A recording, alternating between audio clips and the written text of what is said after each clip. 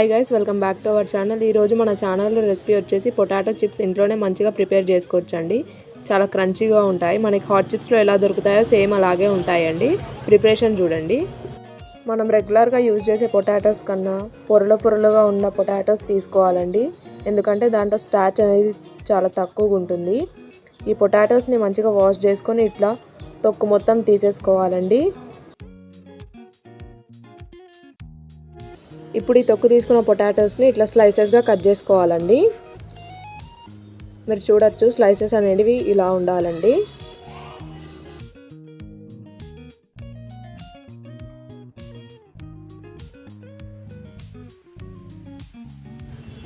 ఇప్పుడు మనం ఈ స్లైసెస్ని వాటర్లో వేసేసుకుందామండి. ఒక 5 minutes దాకా ఇట్లా ఉంచుకోవాలి స్లైసెస్కి.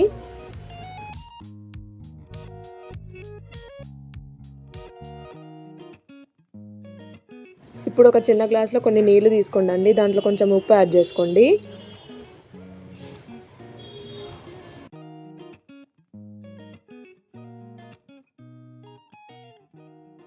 ఇప్పుడు ఒక కడాయి పెట్టేసుకొని దాంట్లో ఆయిల్ యాడ్ చేసుకోండి.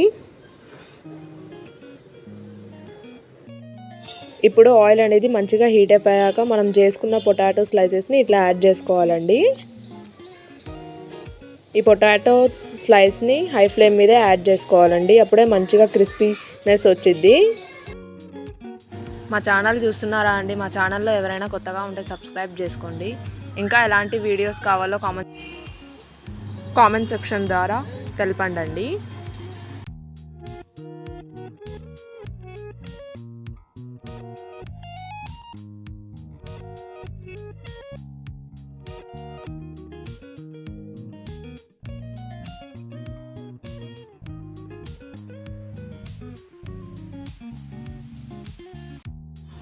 ఈ పొటాటోస్లో ఇప్పుడు మనం కలిపి పెట్టుకున్న సాల్ట్ వాటర్ని కొంచెం యాడ్ చేస్తూ ఉండాలండి.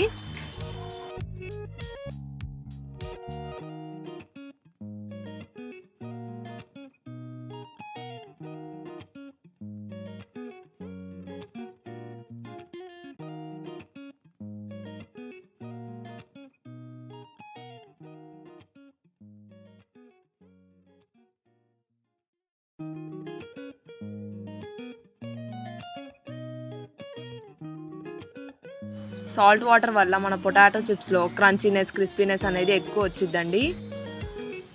సేమ్ హాట్ చిప్స్లో దొరికేలాగే ఉంటాయండి ఈ పొటాటోస్ అనేవి. పొటాటోస్ కలర్ అనేది చేంజ్ అయిందండి. మీరు చూడొచ్చు, బబుల్స్ అనేవి తగ్గిపోయినాయి. ఇప్పుడు మనం పొటాటోస్ని తీసేసుకోవాలి.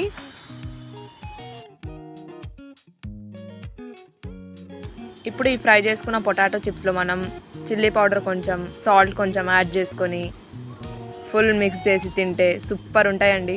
మీరు ట్రై చేసి చూడండి, చాలా బాగుంటాయి.